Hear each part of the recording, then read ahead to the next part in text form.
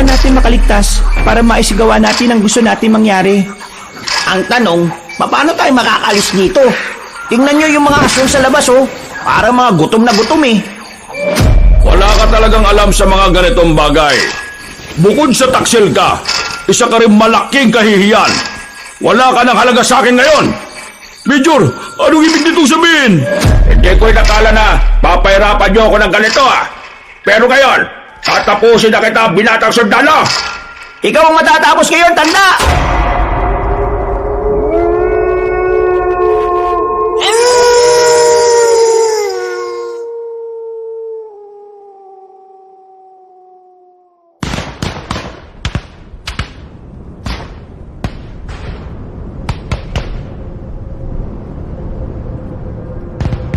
Alas 6 pa lamang ng umaga, maririnig na ang putukan ng baril sa baryo ng Makisig.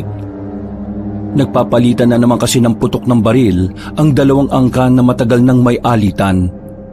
Habang ang mga yun ay ginagawa ang makakaya para may malagas sa kabilang partido, ang mga tao naman ay walang ibang magawa kundi ang magtago sa ilalim ng kanilang mga lamesa. Ang ganitong uri ng sistema ay kinasanayan na ni Arman kahit na mag-iisang buwan pa lang siya sa baryo. Hindi naman kasi bago sa kanya ang putok ng baril. Madalas niya rin ito kasing naririnig sa kagubatan. At kahit siya mismo ay humahawak din ng baril kapag meron silang kalaban. Si Arman ay isang rebelde na pumunta sa kapatagan para magmanman. Trabaho niya magatid ng impormasyon sa kanilang commander na si Ligaya. Halos isang buwan na niya itong ginagawa. Pero wala pa rin siyang makuhang impormasyon kung saan ang target nilang dukutin na opisyal ng kasundaluhan. Ito talaga mga De La Cruz at Carlos. Hindi pa nagkakaubusan eh, no? Ang tagal na rin nilang ganyan eh. Paano ba sila bumaril? At parang wala namang tinatamaan kahit na isa. Mga ganyang tao, mga duwag yan.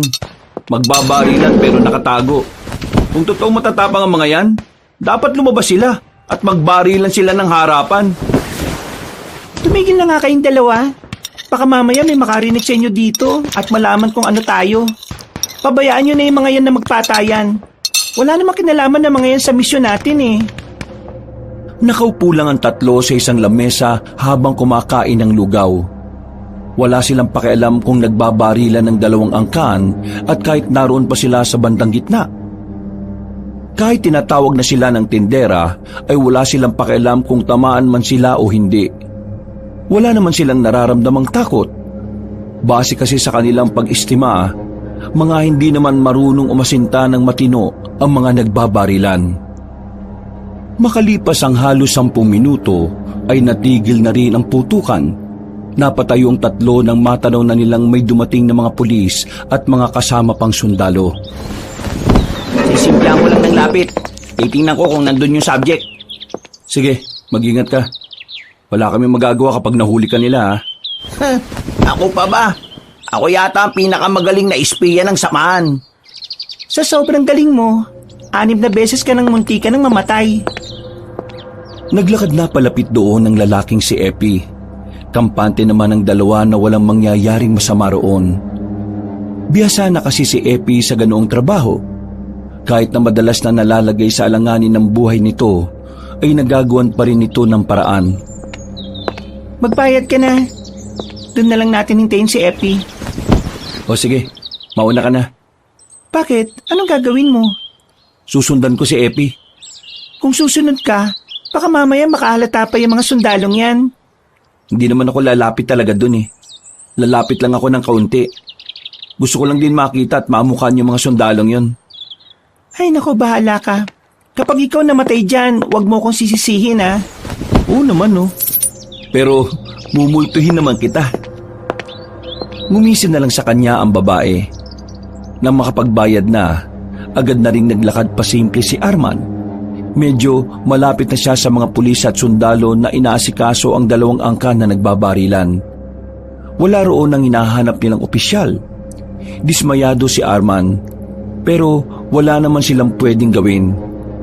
Kabilin-bilinan sa kanila ni Commander Ligaya na hanggat hindi sila sinisimulan ng mga sundalo, hindi nila yon sasabayan. Umalis sa mga sundalo at pulis, bitbit ang mga De La Cruz at Carlos. Napalingon na lamang si Arman sa likuran nang tapikin na siya ni Epi sa balikat. Wala pre, negative. Mukha talagang hindi sila sinasamahan dito nung major na yun. Untay pa tayo ng tamang pagkakataon. Yung taong yun lang ang kailangan natin para mabawi si Commander Teves. Kailangan natin maging pasensyoso. Eh di, balik muna tayo sa bahay. Natatay na ako eh. Kakakain mo lang? Pambira naman yung tiyan mo na yan, no? Napapailing na lamang si Arman. Umuwi na lamang din sila dahil wala na rin naman silang gagawin sa labas. Saktuhan lang ang laki ng bahay na kanilang tinutuluyan. Meron itong itaas pero para lamang yung kay Mariposa. Kasakasama na nila ang babae simula pa lang nung una. Pagpasok ni Arman sa loob ng bahay ay nakita niya kagad ang damit na nakasampay sa dingding. Ang damit na yon ay bigay sa kanya ng una nilang commander na si Teves. Napangiti siya. 4 na taon na rin kasi mula ng dakpi ng mga otoridad ang kanilang unang commander. Sumali kasi sa kilos protesta si Commander Teves. Nang magkandaleche-leche na, hinuli ang matandang lalaki. Pinahirapan, pinapaamin at ikinulong ng mahabang panahon. Samantalang ang ipinaglalaban lamang nila ay patalsikin ang mga nasa posisyon na walang ginawa kundi kulimbatin ang kaba ng bayan. Bukas pala ng umaga, aakyat muna ako ha. Makikibalita lang ako sa baluarte natin. Baka naman tumagal ka na naman ng ilang araw doon ha. Kailangan ka namin dito. Hindi naman. Pagkarating ko ron, uwi ka agad ako mga bandang hapon. Nanaginip kasi ako kanina ng masama eh. Hindi ako mapakali. Base kasi sa panaginip ko, napahamak daw yung iba nating kasamahan. Kabalik rin yung panaginip. Kaya huwag kang magpapaniwala dyan. Kahit na, uwi pa rin ako sa atin. Mas maganda ng sigurado, no? Minsan, nakakatotoo ang panaginip. Ay sus, eto na naman tayo mga pangitain at kasabihan ni Mariposa. Palibasa kasi ikaw, hindi ka naniniwala eh. Pilosopo ka kasi. Wala naman kasing magandang paliwanag kung bakit kailangan nating maniwala sa mga panaginip. Dati nga nanaginip ako nagkaroon ka ng lawit. Nagkaroon ka ba ng lawit? Sira ulo ka talaga. Isusumbong kita kay Commander Ligaya pag akyat natin sa bundok eh. Ay nako, tumigil na nga kayong dalawa. Baka mamaya kakaganyan nyo. Ayaw makatuluyan yan eh. Ikaw ang tumigil. Wala akong oras sa ganyan, no? Nakatuon ang atensyon ko kung paano natin may babalik si Commander Teves. Mailap nga yung taong dapat natin makuha eh. Baka nakakaramdam siya na delikado ang buhay niya rito. Pero magtsatsaga pa rin tayo Darating ang araw na magpapakita rin yan dito. Kailangan nilang ibalik si Commander Teves. Kung hindi, dadanak ang dugo ng mga sundalo at pulis na yon. Ang hindi ko lang naman kasi maintindihan sa gobyernong meron tayo. Bakit nila hinuli yung mga taong mapayapang nagkakaroon ng kilos protesta? Wala namang masama na bumoses, di ba? Yun nga ang bagay na kinamumuhian ng mga kagaya natin at ng iba pa nating kababayan. Kaya galit sa atin ang gobyerno dahil ayaw nila sa mga taong nagsisimula ng pagkamulat sa kamalayan ng mga tao. Tinatawag nila tayong rebelde dahil taliwas ang paniniwala natin sa kanilang paniniwala. Sa lipunang ganito, kung hindi ka magiging agresibo, pagsasamantalan ka ng mga hayop at makakapalang mga mukha. Kaya nga gagawin natin ang lahat para mabawi si Commander Teves at ipagpatuloy natin ang pagsigaw bilang boses ng masa. Tumango si Mariposa at Epi bilang pagsang-ayon. Mababaka sa kanilang muka ang tapang at pagiging matatag sa kanilang pinaglalaban. Bagay na matagal na rin nilang isinasabuhay. Dahil para sa kanila, kapag wala kang tapang sa katawan, sasamantalahin nyo ng mga taong mapang-abuso. Kagaya na lang ng mga itinuturing nilang kaaway, ang gobyerno. Kinabukasan, 2 lang si Arman at Mariposa sa bahay na tinutuluyan nila. Kailangan nilang magpanggap ng mga normal na tao, kaya lumalabas-labas sila ng bahay. Hindi kasi sila maaring nasa loob lang. Maraming mga tsismosa sa lugar na yon. Baka kung ano pang kumalat na kwento at mapunta pa sa kanila ang atensyon ng mga otoridad. Anong oras na? Hindi pa rin nakakabalik yung siraulo ah. Baka kung saan-saan na naman dumaan. Arman! Mariposa! Oh, bakit ka sumisigaw? Binagsak mo pa yung pinto. May masamang balita! Ha? Ano masamang balita na naman yan? Tumigil ka sa mga ganyang biro mo ah. Baka putokan kita ngayon. Hindi ako nagbibiro. Totoong sinabi ko sa inyo. Wala ka pang sinasabi. Ano ba yun? Yung mga kasama natin na naglakbay, bangkay na nang makabalik. Sobrang daming sugat sa katawan. Wakwak pa ang tiyan. Ang damit, hiwa-hiwa. Walang ibang gagawa niyan, kundi mga sundalong kalaban natin. Hindi nila ginamitan ng baril. Mukhang pinahirapan muna sila eh. Bago sila pinaslang. Mga buwisit talaga mga yan. Oh, ano gagawin mo, Arman? Babawas lang ako ng isa sa kanila. Hindi na kaya ng damdamin kong ginagawa nila eh. Nasisiraan ka na ba ng ulo? Kapag ginawa mo yan, masisira ang mga nasimulan natin. Gugulo at baka mahanap pa nila ang mga kampo natin. Kagawa ka ng malaking gulo na tayo rin naman ang madedihado.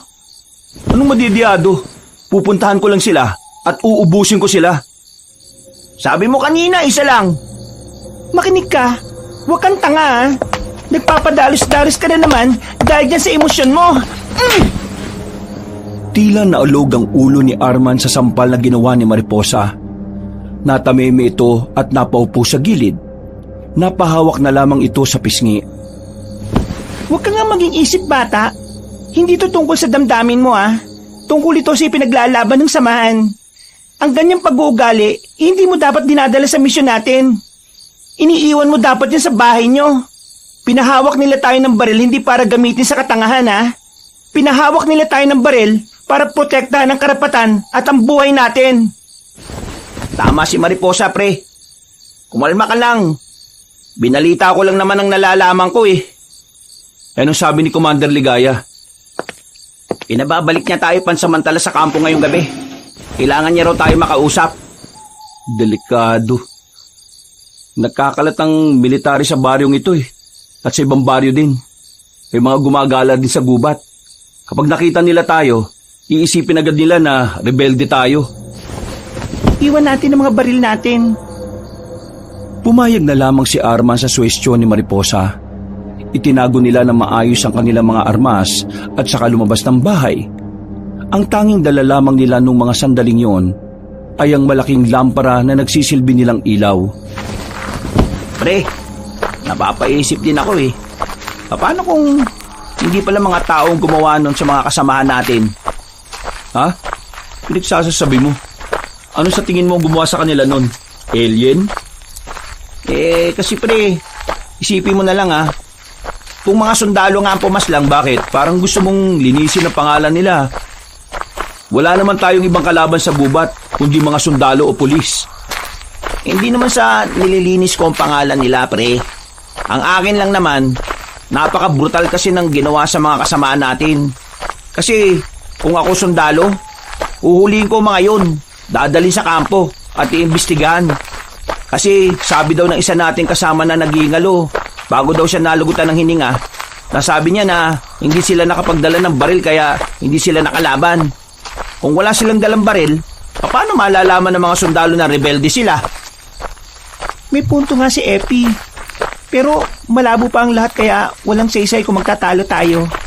Ang mabuti pa, bilisan na lang natin ang paglalakad para makaakyat kaagad tayo. Nanahimik ang dalawang lalaki ng mga sandaling yon. Sa kanilang pagpapatuloy, kinabahan sila ng matanaw na may paparating na truck ng mga sundalo. Napagilid sila sa kalsada at napayuko. Buong akala nila ay lalagpasan lang sila ng mga yon. Pero nadagdagan ng kanilang kaba. Nang biglang tumigil ang sasakyan at bumaba mula roon ang isang lalaki na parang kasing edad lamang nila.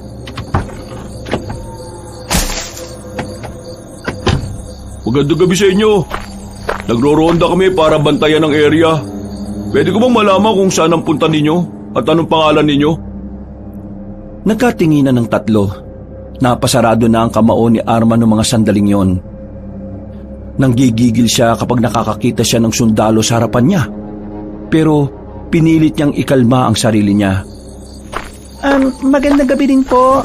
Ako po si Marie. Ito naman po si Armando. Ito naman po si Epeng. Galing po kami sa isang kaibigan. Wala na po kaming masakyan kaya naglalakad kami. Saan ba punta ninyo? Pauwi na rin po. Sumabay na kayo sa amin. Total pabalik na rin kami. Ay, hindi na po sir. Nakakaya naman po. Kaya naman po namin maglakad. Isa pa, malapit na rin naman po eh.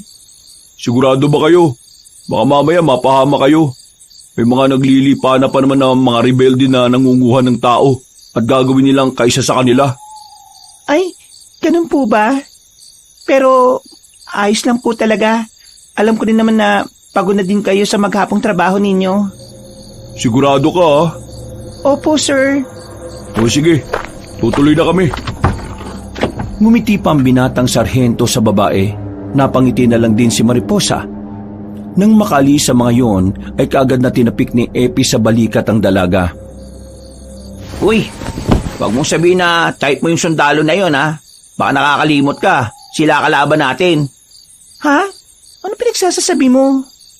Kung makangiti ka, wagas Ginawa ko lang yon dahil kailangang hindi sila makahalata. Ano bang pinag-iisip nyo? Mga siraulo? Naniniguro lang kami. Isang malaking kasalanan ang gagawin mo kapag nagmahal ka na kagaya nila.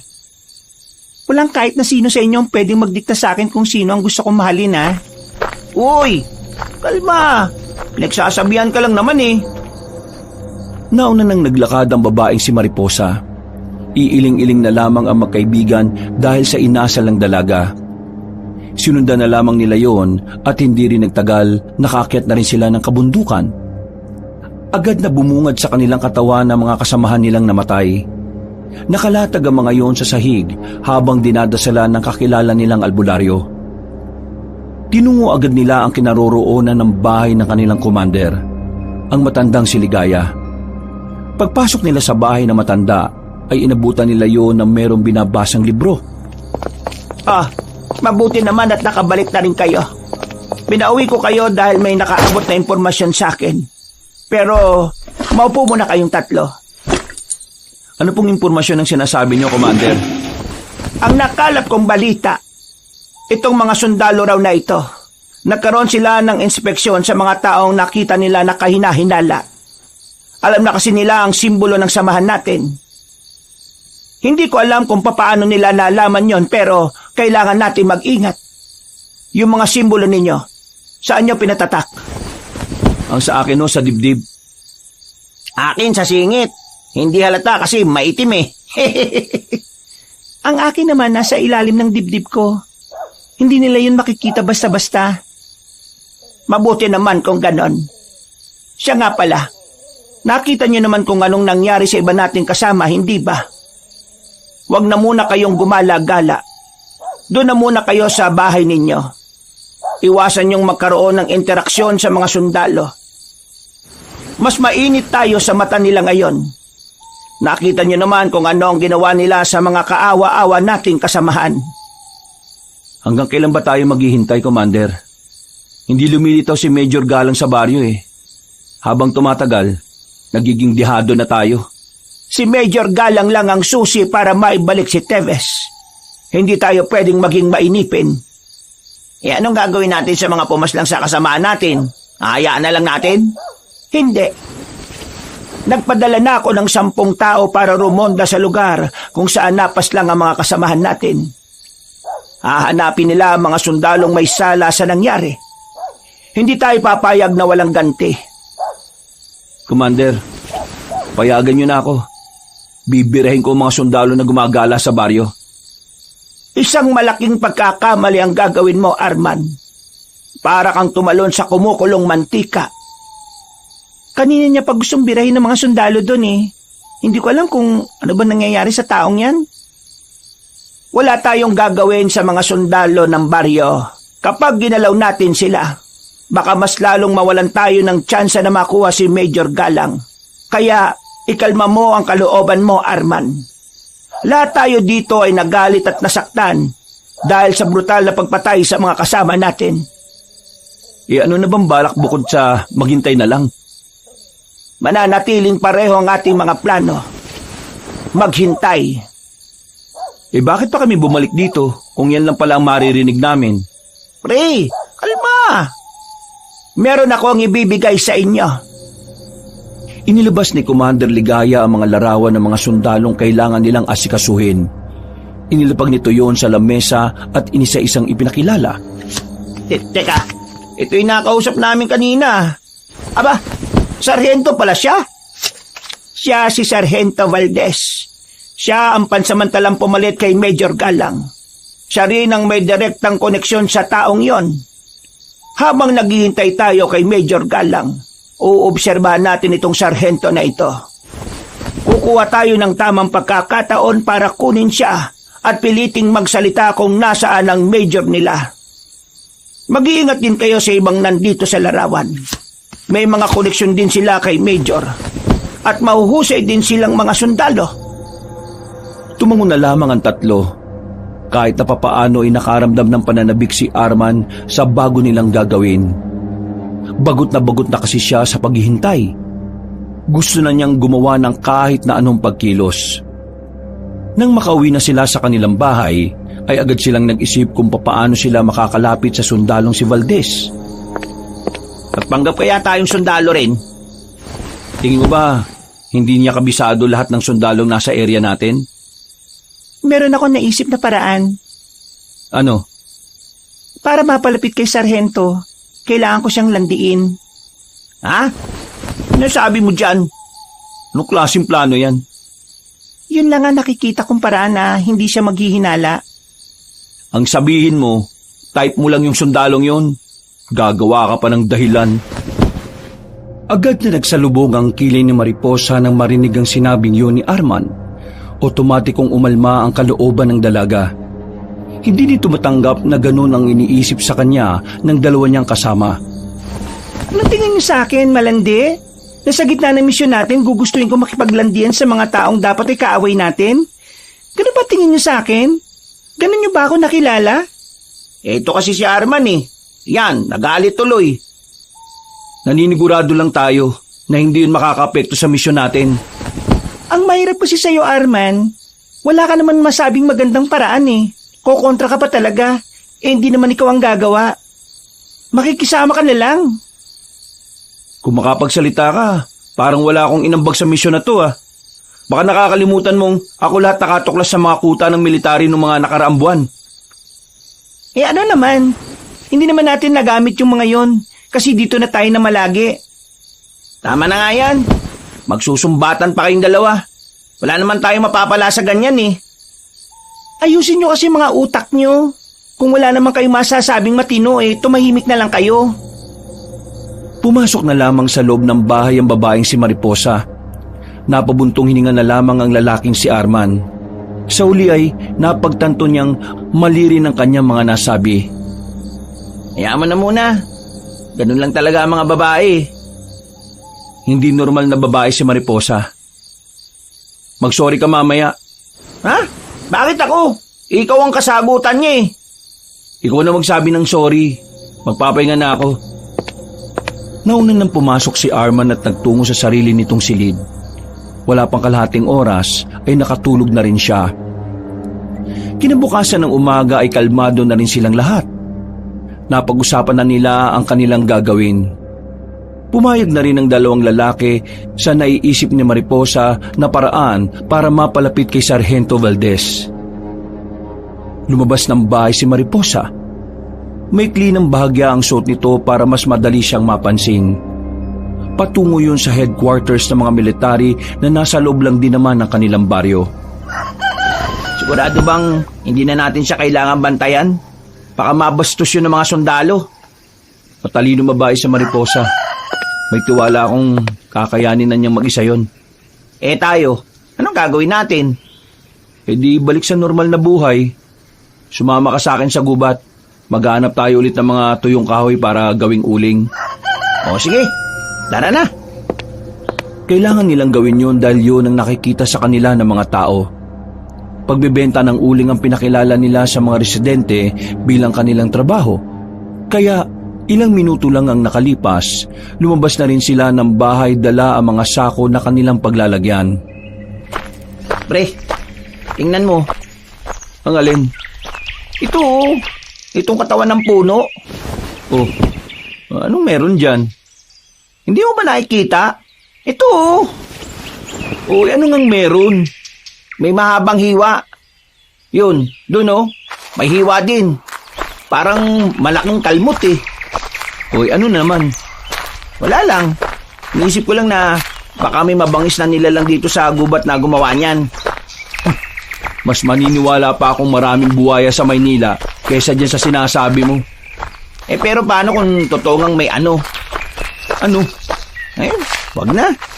Hindi ka naman maniniwala eh. Ano nga? Abitin pa eh. Paano kung totoong aswang? Oh, saan mo naman narinig ang kwentong barbero na yan? Dun sa palengke kanina. Usapan lang ng mga matatanda. Matatanda na sila. Malalakas ang imahinasyon nila kaya hindi ka dapat nagpapaniwala, no? Ang tagal na natin pag-alagala sa gubat eh. Pero wala naman tayo nakikita mga aswang. Kahit nga mga bakas lang, wala eh. Kaya walang ganun, no? Pana lang ng mga tuyong kahoy para matuwa naman ako sa'yo. Hindi yung kung ano-ano mga pinagsasabi mo. Biglang napatigil si Arman sa pagsasalita nang meron siyang nakitang katawan ng isang sundalo na nakahandusay sa likuran ng puno. Agad siyang napalingon sa paligid. Sinusuri niya kung bukod sa kanila ay meron pang ibang naroon. Uy, anong problema? Tingnan mo pare oh, may bangkay ng sundalo. Gaagi, ano nangyari dyan? Tingnan mo yung pagkakadapa niya. Ang daming dugo sa ilalim. Pre, nilalangaw yung Pre, labas bituke. Parang winakwak yung tiyan niya, pre. Nagtinigan ng balahibo ni Arman ng mga sandaling yon. Sanay naman siya sa mga bangkay ng tao, pero hindi niya alam kung bakit tila kakaiba ang epekto nun sa kanya. Para bang may kababalagan siyang nararamdaman. Masyadong mahiwaga. Sandali nilang sinuri ang bangkay. Nakumpirma nga nilang kasamaan nga yun ng mga sundalo na nakadistino sa kanilang lugar. Bago pa may ibang makakita, nagdesisyon si Arman na lisanin na nila ang area na yun. Maaari kasing sila ang mapagbintangan kapag sila ang naabutang naroon. Alam kaya nila na ganun ang nangyari sa kasamaan nila? Hindi natin sigurado. Pero ang mahalaga, wala na tayo ron. Ang iniisip ko lang sino kayang pumaslang sa sundalong yun? Bukod sa atin, may iba pa bang mga may galit sa kanila? Yan ang aalamin natin. Pero pre, hindi ka ba napapaisip? Napapaisip saan? Pre, ganun na ganun din yung kinamatay ng mga kasamahan natin. Maraming kalmot tapos nakabuka yung tiyan. Ay ano ngayon? Palagay ko, iisa lang ang pumaslang sa kanila. Ha? Paano mo nasabi? Sige nga. Paano kung may aswang nga talaga sa gubat at sila nga yung pumapaslang sa mga kasama natin at sa sundalong yon? Ay nako, itigil mo na nga yan. Wala tayong ganyang paniniwala sa samahan, no? Mag-focus ka sa misyon natin. Aswang-aswang ka pang nalalaman dyan. O sige nga, paano mo ipapaliwanag yung nangyari sa mga kasama natin at doon sa sundalong nakita natin ngayon? Hindi nakasagot si Arman. Maging siya kasi ay napapaisip din. Pero kahit na ganon, hindi pa rin niya nakumbinsi ang kanyang sarili na totoo nga ang mga aswang. Pinagpatuloy na lamang nila ang pagkuha ng mga tuyong kahoy. Nang mapuno na nila ang tig-isang sako, ay agad na rin silang bumalik ng kanilang baryo. Ilang oras lang ang nakalipas, meron ng ibang nakakita sa bangkay ng isang sundalo. At dahil naman dito, mabilis na kumalat ang balita sa buong lugar. Nakarating na rin yon sa headquarters ng mga sundalo. Habang nagbabalot ng uling ng dalawang binata, ay dumating na rin si Mariposa. Base sa mukha nito ay dismayado ito ng bahagya. Oh, bakit ganyan ang mukha mo? Anong balita? Oh, baka mamaya magsagutan na naman kayo ha. Maakit ko na sana siya kaso bigla silang naalarma. May nakarating na impormasyon sa kanila na may isa sa mga kasama nilang pinatay. At walang ibang pinagbibintangan kundi mga rebelde. Alam na namin ang tungkol dyan. Sa katunayan, kami ang unang nakakita niya sa gubat. Sa narinig ko, brutal daw ang pagkakapatay eh. Hindi naman tayo ganun magtrabaho, di ba? Isang bala lang sapat na. Pero yung bangkay, halos magkandalasog-lasog na raw. Malakas talaga.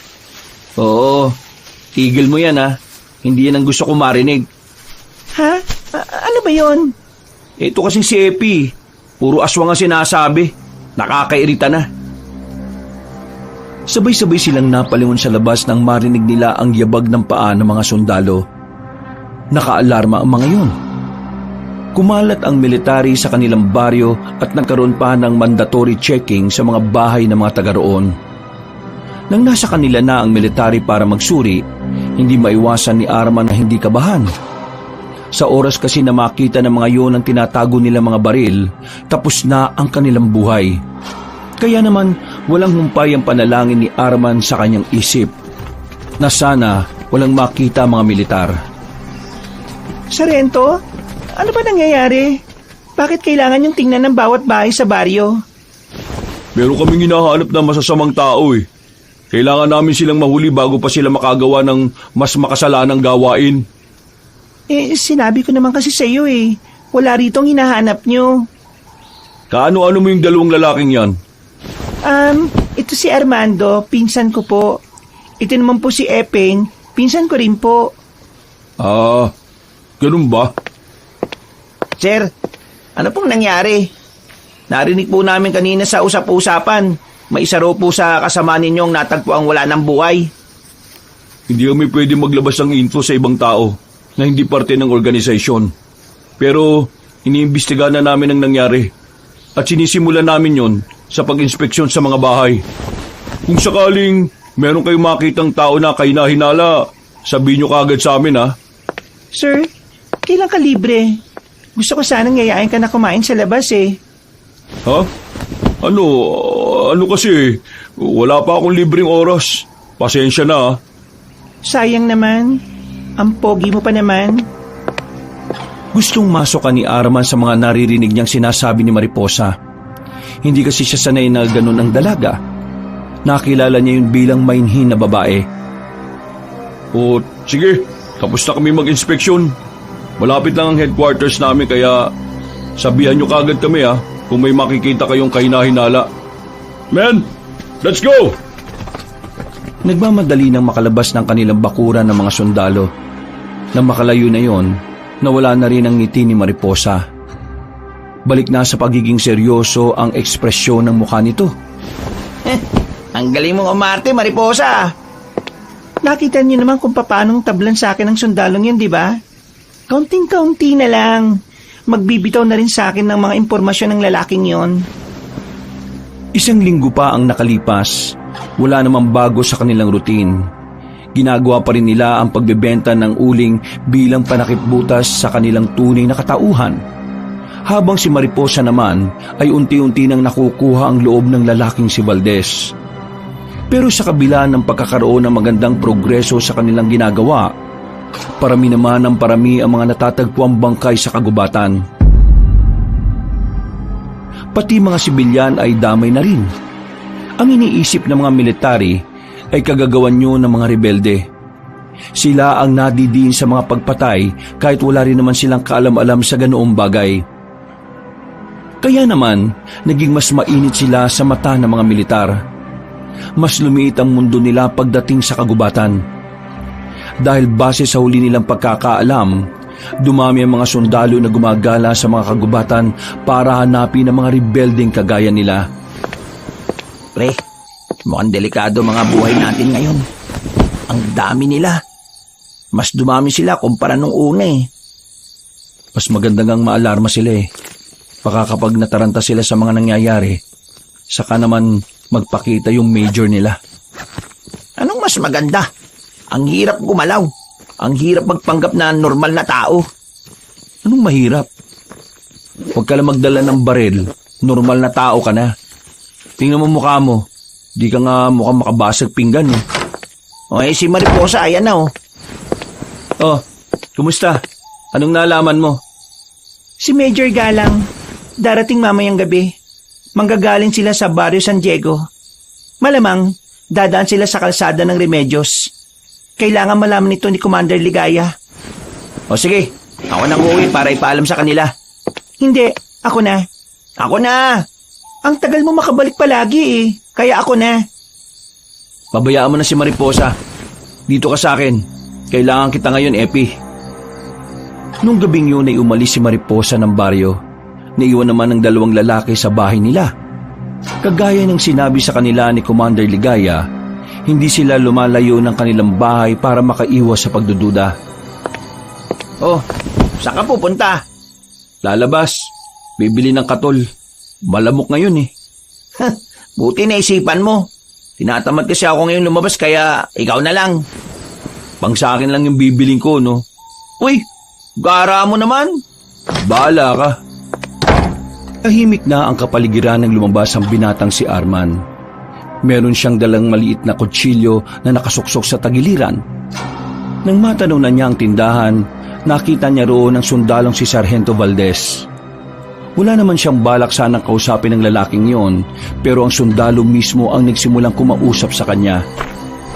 Oh, ikaw yung pinsan ni Mariposa, di ba? Bakit nasa labas ka pa? Hindi mo ba nabalitaan na meron tayong curfew? Mabuti na lang at wala pa si Major Galang. Nako, kapag nakita ka noon, dadamputin ka talaga. Pero dahil naman ako ang nakakita sa'yo, ayos lang yan. Akong bahala sa'yo. Bibili ka lang naman, di ba? Yes sir. Ang dami kasing lamok eh. Kailangan ko ng katol. Kung sa bagay, doon din sa headquarters, ang daming lamok eh. Ikaw si Armando, di ba? Yes sir. Bakit sir? Kapangalan mo kasi yung lolo ko eh. Sundalo rin siya. Magre-retiro na sana siya kaso namatay siya sa ambush. Kalaban nila mga rebelde eh. Pero alam mo bang kahit napatay siya ng mga rebelde, nakangiti pa siya? Bakit naman sir? Ang sabi kasi ng lolo ko, masaya siyang mamamatay kung sa labanan siya mamamatay. Ayaw niyang mamatay sa sakit eh. O di ba? Para siyang siraulo. Pero kahit na ganun, doon kuminana sa kanya yung pagiging maunawain sa loobi ng mga rebelde. Sinasabi niyo ba sir na naiintindihan niyo ang pinaglalaban ng mga rebelde? Naiintindihan ko kung ipapaintindi sa akin na maayos.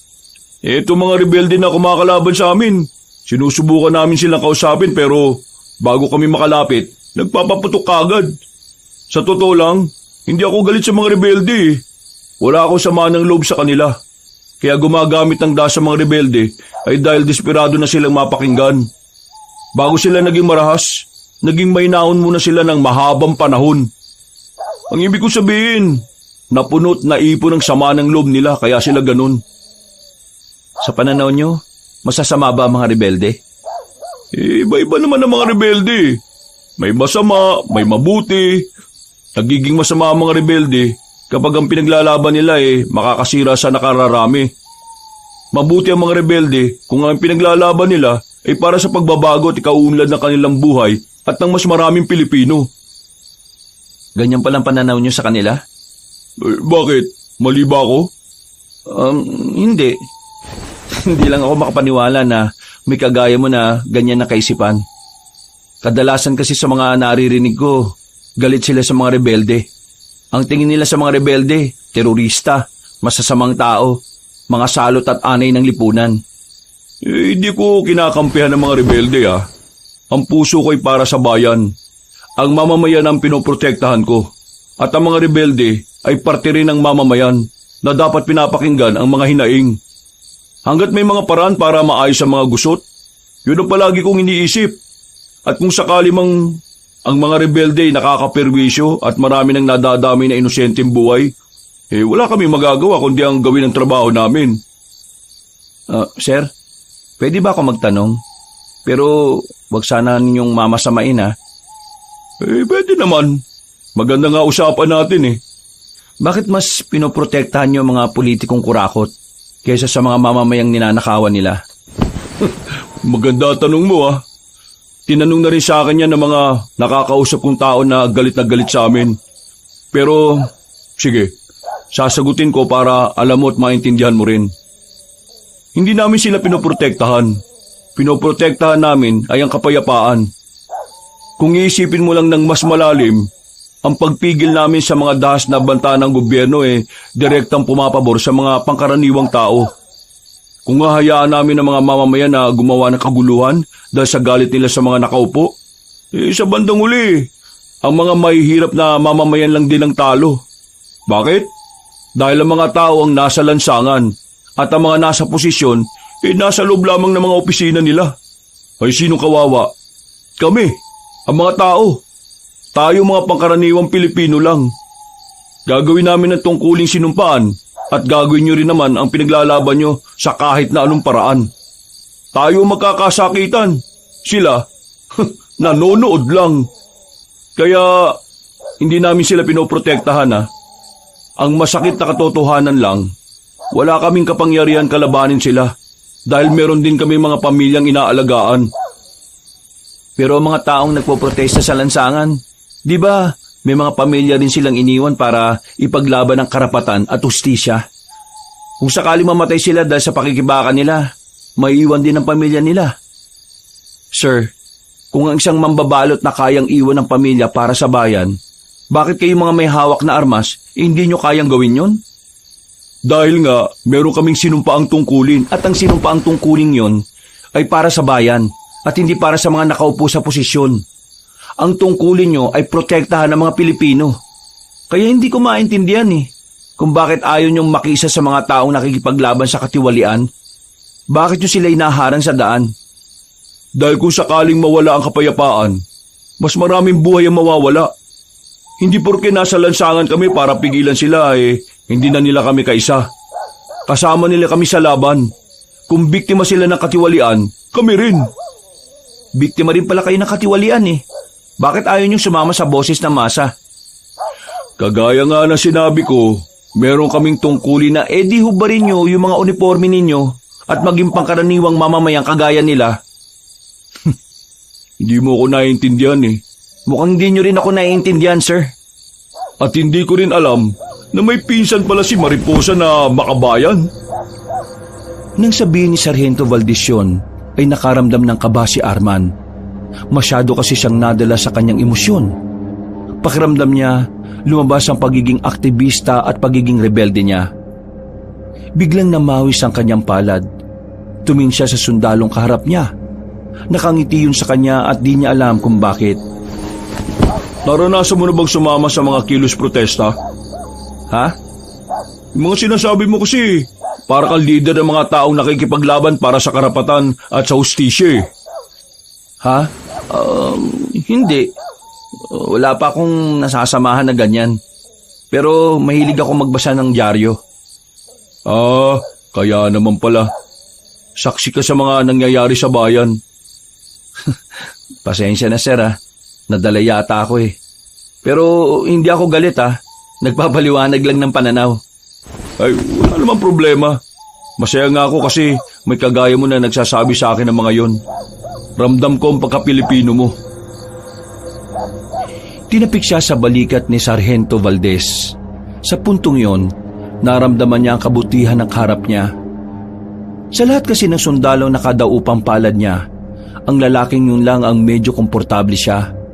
Pakiramdam niya'y bukal sa puso ang mga sinabi ni Sargento. Paano? Dito na muna ako Masaya akong naka-argumento kita sa makabuluhang usapan. Sana magkaroon ulit tayo ng pag-uusap tungkol sa mas maraming bagay sa ibang araw. Ngumiti si Sargento Valdez at saka naglakad na rin paalis. Naiwan na lamang na nakatayo si Arman doon. Balisa at tulala ang lalaking si Arman na makabalik na siya ng kanilang bahay. Dahil sa nangyari ay nakalimutan na niyang bumili ng katol. Pumasok siya ng kanyang silid habang kumakatok naman sa pintuan niya si Epi para humingi ng katol. Kinabukasan na nakabalik si Mariposa, nasabi na nito ang napipintong pagdating ni Major Galang sa lugar. Nakapaganda na rin ang iba nilang mga kasama para sa kanilang gagawing pagdakip sa matandang Major. Mas matagal ka pa nga bumalik kaysa sa akin Naabot ka na ng umaga Si Commander Ligaya nagsabi na umalis ako kapag maliwanag na Wow! Samantalang ako, kahit ganong kadilim, pinapalayas agad ako para makabalik dito. Oy, bakit? Babae ka ba? Nakahanda na ang lahat mamayang gabi. Maganda na rin tayo. Eh ikaw, handa ka na ba, Mariposa? Mamayang gabi, baka magtapos na rin ang pagpapanggap mo na chicks ni Sargento. Wala naman na akong pakialam doon. Ang iniisip ko, kung paano natin makukuha si Major. Tama. Yun lang ang isipin natin. Dahil kapag nakuha natin si Major, magagamit natin siya para makabalik sa atin si Commander Teves. Pagkatapos nilang kumain ay sinarado na nila ang mga bintana at pintuan. Sinimulan na nila ang paglilinis sa kanilang mga baril. Maya-maya pa, palihim na rin silang umalis ng bahay. 6:00 pa lang ay umalis na sila roon. Pumeso na rin sila agad sa kalsada ng San Remedios. Mga 7:00 na. Wala ba talagang eksaktong oras ang pagdaan nila dito? Bakit ka ba atat na atat? Maghintay ka nga. Hindi ba natin mga kasama? Nandyan na ba? Napag-usapan namin doon sila sa kabilang banda. Tapos tayo rito. Tingin ko naman nandun na rin sila. Handa na tayo. Maya-maya mapapalaban na rin tayo. Tandaan nyo kailangan natin pumaslang ngayon para makuha yung dapat makuha. Walang makukonsensya. Mas marami na silang pinaslang na kasamahan natin Ito na rin ang tamang pagkakataon para makaganti. Isang malalim na paghinga ang nagawa ni Arman. Bigla na lamang niyang naisip si Sargento Valdez. Sa hindi malamang dahilan, tila hiniling niya na sana hindi kasama ang sarhento sa tatambangan nila. Naghintay pa sila ng halos kalahating oras. Mga ilang sandali lang, nakarinig na sila ng sasakyan na paparating. Hindi nga sila nagkamali. Mga armored vehicle yon ng military. Hindi nagtagal, tila kinabigla ng mga sundalo ang ginawa nila. Pero agad na nakadepensa ang mga yon. Ginantihan sila ng putok. Mas malakas at mas pulidong depensa ang sinukli ng mga sundalo sa kanila. Kahit na mas nauna sila sa pagpapaputok, wala silang napatumba kahit isa. Tila batid ng mga sundalo ang planong yon, kaya nakapaghanda sila. Niretret sila ng mga sundalo. Gumunti naman sila ng putok, pero mas sistematiko ang ginagawa ng kanilang kalaban.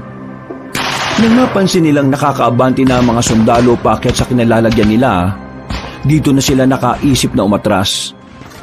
Atras! Atras! Hindi natin kakayanin ang mga yan! 3 lang tayo rito Bilis! Bilisan nyo! Visit! Palpak tayo! Tumakbo sila papasok ng kagubatan. Hindi pa sila nakakalayo ay natanaw na nila ang mga sundalong nakabuntot na sa kanila. Pinagbababaril sila ng mga yon.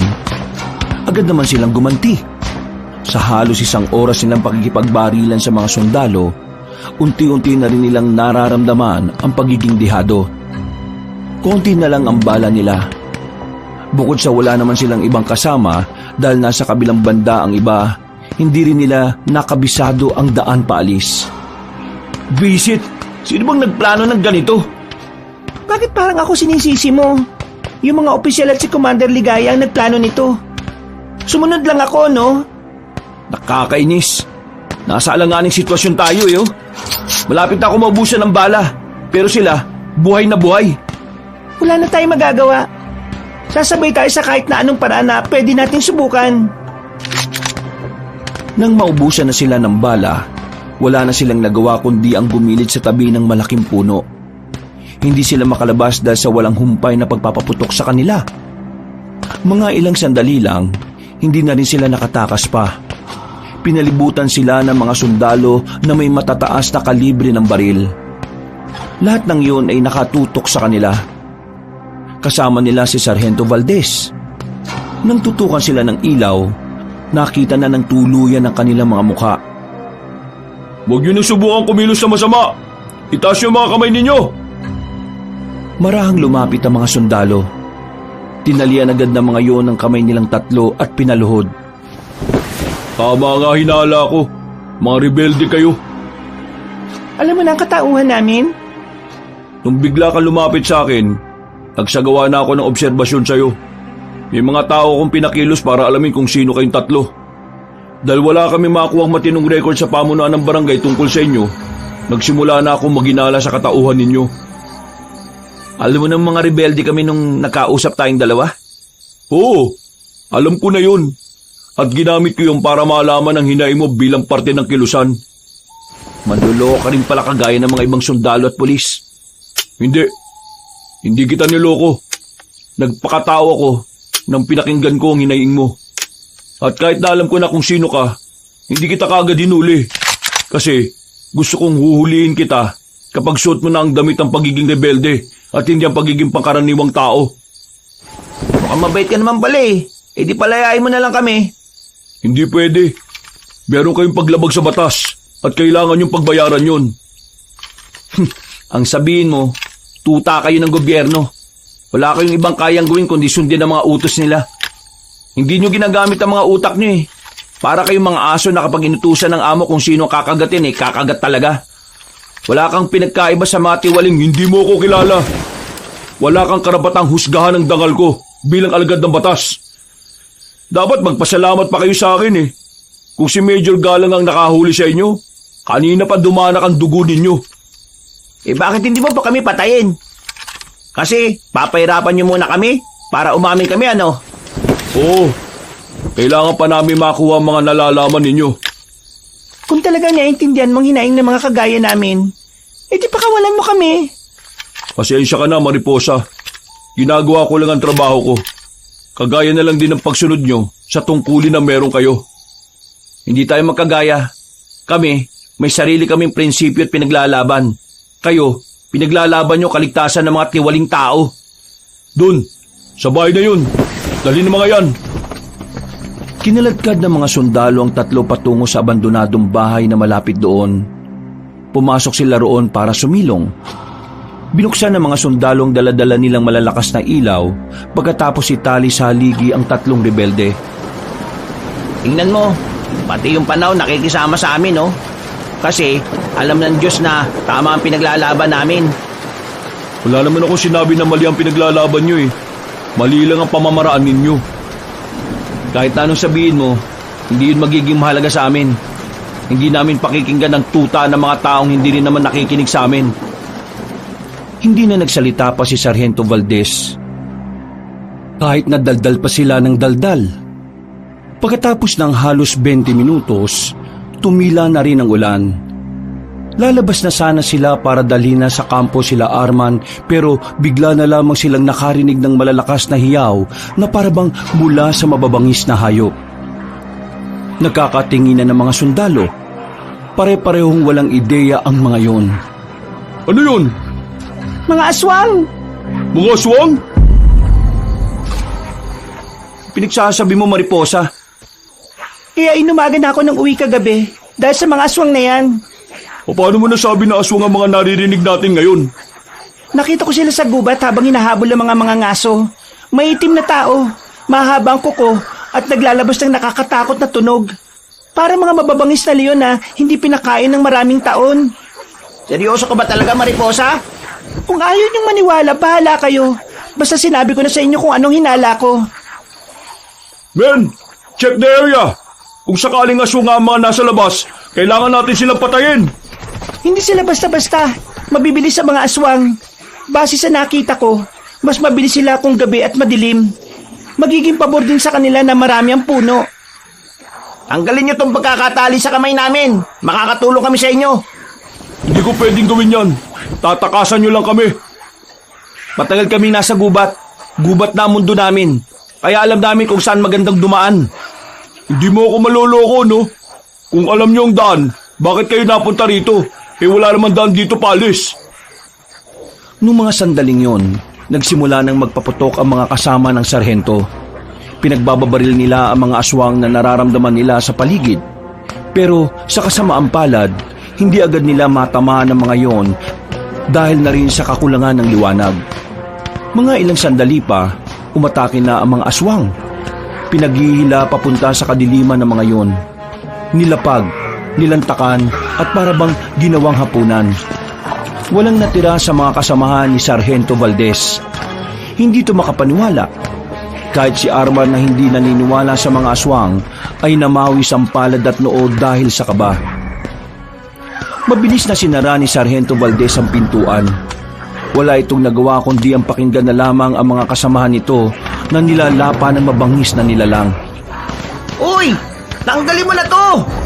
Sumunod kayo sa akin! Dito, bilis! Wala ka talagang balak na tanggalin ito? Bahala kayo kung ayaw niyong sumunod. Lalapain kayo rito! Walang pagpipilian sila Arman, kundi ang sundan na lamang si Sargento Valdez.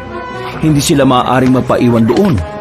Sila ang susunod na lalapain ng mga aswang kapag nagkataon. Dumaan sila sa malaking bintana. Sinamantala nila ang pagkakataon na abala ang mga aswang sa nilalapa. Mabilis ang ginawa nilang pagtakbo. Hanggang sa medyo makalayo na silang apat sa bahay na pinanggalingan nila.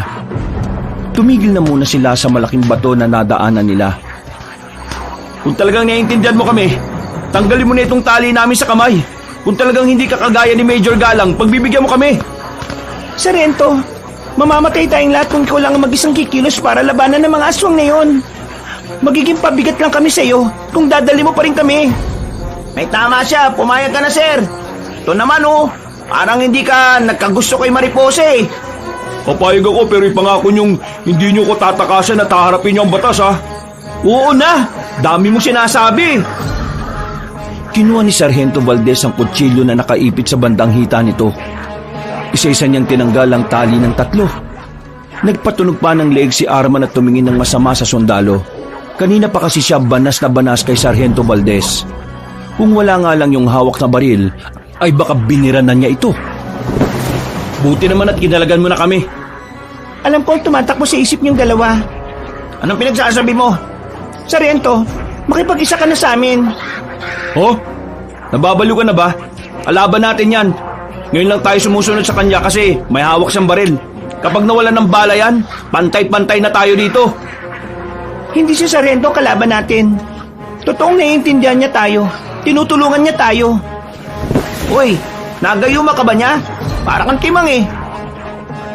Sargento, alam kong hindi ka kagaya ng ibang alagad ng batas. Alam kong meron kang prinsipyo at dignidad. Meron kang dangal sa ginagawa mo. Alam ko ring alam mo na wala kaming masamang hangarin kundi ang mabigyang hustisya ang iligal na pagdakip sa pinuno namin. Makipag-isa ka sa amin. Tutulungan ka namin makaligtas sa mga aswang. At pagkatapos ng lahat ng ito, tulungan mo kami mapakinggan ang hiling namin. Naririnig mo bang sinasabi mo, Mariposa? Hindi tayo pwede magtiwala sa gayan yan. Tuta ng gobyerno yan. Utusan lang yan. Ang katapatan niya ay wala sa tao. Nasa amo. Hindi ako kagaya ng sinasabi mo, Arman. May sarili akong pananaw. Patunayan niyo lang sa akin na hindi masama ang organisasyon ninyo. Tutulungan ko kayong maiparating ang boses niyo sa palasyo. Hindi kami naniniwala sa iyo. Kagaya ka rin nila. Pare-pareho kayong lahat. Pinagpapapatay niyong iba naming kasamahan kahit na gusto naming idaan sa maayos na usapan ng problema. Sila yun. Hindi ako kasama doon. At wala akong magagawa sa bagay na yun. Iba ang pananaw ko. Iba rin ang kanila. Sa maniwala kayo at sa hindi, tinutulungan ko ang mga nakakulong at hinuli ng iligal. 4 na taon na nakakalipas. Pero wala rin ako magawa dahil hindi mahalaga ang boses ko sa kanila. Sinasapawan lang ako ng mga mas nakakataas sa akin eh. Kaya kung iniisip nyong wala akong pakialam sa pinaglalaban nyo, nagkakamali kayo dyan. Kaya kong patunayan yan kung papayag kayong maging kaisa nyo ko. Makikipagkaisa ka sa amin? Magiging rebelde ka rin? Hindi ko kailangan maging rebelde para maging isa sa inyo. Sapat nang alam ko at naiintindihan ko ang pinaglalaban ninyo. At kung paano ko ito tatanggapin bilang parte ng realidad. Arman, isang tabi mo muna ang galit mo. Ilabas natin ang pagiging rebelde at pagiging sundalo niya rito. Isipin mo na lang na may mga pangkaraniwang mamamayan tayo dito na biktima ng katiwalian. Napapailamos na lamang sa ulong binatang si Arman. Kahit na ayaw nito sa sundalo, kailangan nitong tanggapin ang katotohanan na kailangan din nila ang sarhento. Lihim itong napamura at tumingin ng masama kay Sargento Valdez. Napailing ito sandali at sa huli, pumayag na lang din ito. Oo na, basta kapag nalaman kong isusuplong mo lang din kami sa huli, humanda ka sa akin ha. Total ayos naman ah. Ang isipin natin ngayon ay kung paano natin tatakasan ng mga aswang na humahabol sa atin. Nakakatiyak ako na hindi nila tayo titigilan ngayon. Mahirap ding makaalis na lang dito ng basta. Gubat to. Parang palaruan lang nila ang lugar na ito. Bumalik tayo doon sa bahay. Yung klaseng pag-iisip yan. Nakita mo naman kung paano nilalapain ng mga kasama ko, di ba? Bakit pa tayo babalik doon? Kailangan natin ng armas. Nandun ang mga armas sa mga kasamaan mo, di ba? O baka takot ka lang magkaroon kami ng armas kasi iniisip mo na baka tuluyan ka namin. Kung yan ang gusto mo, edi sige, bumalik tayo ron. Yan! Yan ang gusto ko, matapang! Kahit natutol si Mariposa sa ideyang yun ni Arman, ay wala rin itong nagawa. Nagkasundo ang tatlong lalaki kaya agad naman silang umalis. Kahit na alam nilang delikado, wala silang inurungan. Maingat ang kanilang bawat paglakad dahil sa dulas ng kanilang dinaraanan. Pagbalik nila sa bahay na kanilang pinanggalingan, inabutan nila ang ilang bangkay na lasog-lasog ang katawan. Nakaramdam ng awa si Sargento Valdez para sa kanyang mga kasamahan. Habang sila Arman naman ay hindi maiwasang hindi masuka sa mga nakikita. Nagkalat din kasi ang mga laman loob ng mga biktima. Kunin niyo lahat ng pwede magamit. Baka marami-raming aswang ang makalaban natin. Kailangan natin makasabay sa labanan ng mas matagal. Sargento, kilos na! Kahit anong titig mo dyan, hindi na mabubuhay ang mga kasama mo. Ayusin mo pananalita mo ah. Alam kong galit kayo sa mga sundalo pero yung mga kasama ko ay may mga pamilya ring naiwan. Huwag mong gawing katatawanan ng kamatayan nila. Ay, pasensya na. Padabog na pinagdadadampot ni Sargento Valdez sa mga baril at nauna na ring naglakad. Hoy, umayos ka kayong dalawa. Hindi na kayo mga bata para sabihin ko pa kung ano ang tama at mali ah. May sarili kayong mga utak. Gamitin ninyo. Napapakamot na lamang sa ulo si Epi. Habang si Arman naman ay wala lang pakialam. Sa pagpapatuloy ng kanilang paglalakad ay inakala nilang hindi na sila masusundan pa ng mga aswang. Pero nang sumabit ang braso ni Epi sa nakausling sanga ng puno, dito na nagbago ang ihip ng hangin. Dumugo ang braso ni Epi at ito ang naging dahilan kung bakit sila naamoy ng mga aswang. Wala pang 5 minuto, naririnig na naman nila ang mababangis na angil ng mga nilalang. Habang tumatagal, palakas ng palakas. Indikasyon lang na palapit na yun ang palapit sa kanila. Visit ka, Epi. Dahil sa'yo kaya tayo naamoy ng aswang eh. Naamoy nila yung dugo mo. Ha? Mabaho ba tong dugo ko? Mauna na kayo. Susubukan ko silang harapin. Bida-bida naman to. Pwede ka namang sumabay sa amin eh. Kung sa bagay, kung sasabay ako sa inyo, maabutan nila tayong lahat. Mauna na kayo, susunod ako. Bakit mo ba ito ginagawa? Gusto kong patunayan na hindi ako gaya ng ibang sundalo na iniisip ninyo. Sira ulo. Hindi mo kailangan mamatay para patunayan yun, no? Hinila ni Mariposa ang sarhento at sabay-sabay na silang umalis. Mga ilang minuto lang ang nakalipas, bigla namang may humila sa paa ni Mariposa. Mabuti na lamang at alerto si Arman. Hindi lang niya pabalik ang babae. Pinagbababaril niya ang aswang na mabilis namang nakapasok sa loob ng halamanan. Formation! Pinagsasabi nito. Pagtalikuran tayo. Depensa para hindi sila makalapit. Sundin nyo na lang. Mas may alam yan kaysa sa inyo. Sinunod nila ang sinabi ni Sargento Valdez. Maya-maya pa'y pinalibutan na rin sila ng mga aswang na tila takam na silang makain. Nang umatake ang mga yon, hindi na sila nagsayang ng oras. Agad na rin nilang pinaputukan ng mga aswang. Niratrat nila ang katawan ng mga nilalang. Walang makalapit kahit isa. Hindi pa nakontento ang 4. Kahit nasa labag na ang mga yon ay niratrat pa rin nila. Siniguro nilang hindi na talaga yon makakagalaw. Basic lang naman pala eh. Akala ko naman sobrang nakakatakot. Tipong mapapadasal ako, hindi naman pala. Huwag kayo maging kampante. Hindi porke nagawa natin silang talunin ngayon eh. Ganun pa rin ang mangyayari mamaya. Tara, umalis na tayo. Baka mamaya may iba pang aswang na makakita sa atin dito. Wala na silang sinayang na pagkakataon. Agad na rin nilang nilisan ang lugar na yon. Sa kanilang paglalakad, bigla namang umulan ng malakas. Mabuti na lamang ay meron silang nadaanan na bahay sa gilid ng kalsada. May ilaw sa loob. Dali-dali silang lumapit doon para makisilong sa tapat. Baka magalit naman yung tao sa loob kapag nalaman nandito tayo sa tapat nila. Akong bahala. Kakausapin ko sila. Makailang ulit na kinatok ni Sargento Valdez ang pintuan. Mga ilang sandali lamang ay bumukas na rin yon. Isang matandang lalaki ang bumungad sa kanila. Hindi pa naman yun uugod-ugod pero puti na rin ang buhok nito. Sir, ano bang may paglilingkod ko sa inyo? Sargento Valdez, dito kami na-destino sa probinsya ninyo. Partikular sa area na ito at sa kabila. Baka po pwedeng makisilong muna. Inabutan na kami ng ulan eh. Sir, mukhang napalabang kayo Ang tataas na kalibre ng mga yan. Baka naman sir, madamay ako dyan Hindi po mga taong kalaban namin, Manong. Ano? Hindi mga tao. Ano pong ibig nyo sabihin, sir? Hindi ko alam kung maniniwala kayo pero mga aswang po ang kalaban namin. Hinahabol nila kami kanina pero naubos na namin sila. Ang kailangan lang talaga namin masisilungan. Masama kasi ang panahon Aswang makabong na kalaban ninyo. Ay nako, pasok! Pasok na! Dali! Mukhang may nalalaman po kayo sa aswang base sa reaksyon nyo Ay nako, ako pa ba? Matagal na akong pag-alagala sa gubat. Ilang beses ko lang nakita mga yan Kung ilang beses nyo na silang nakita, ano pong ginawa niyo at bakit ilang beses din kayo nakaligtas? Tuwing makikita ko sila, hindi nila ako nakikita. Puro aksidenteng pagkakataon lang. Minsan, nagigib lang naman ako ng tubig. Makikita ko silang may bit-bit na tao. Wala nang buhay.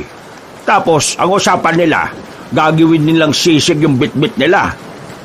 Basta, ang dami ko pang naranasan. Malakas lang talaga siguro ako sa Diyos kaya hindi ako napapahabak Pero may pagkakataon na muntikan na nila ako makuha.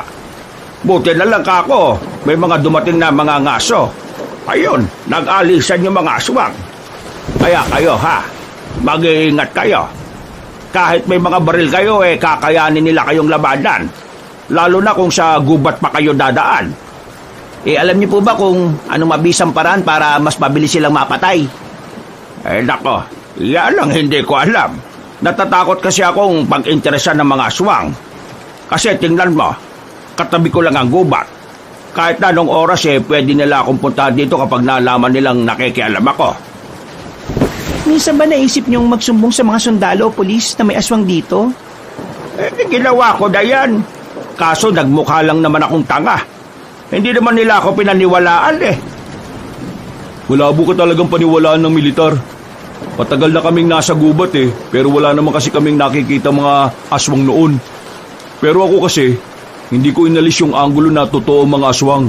Kaya hindi na rin ako nagulat na totoo sila. Teka, sandali lang.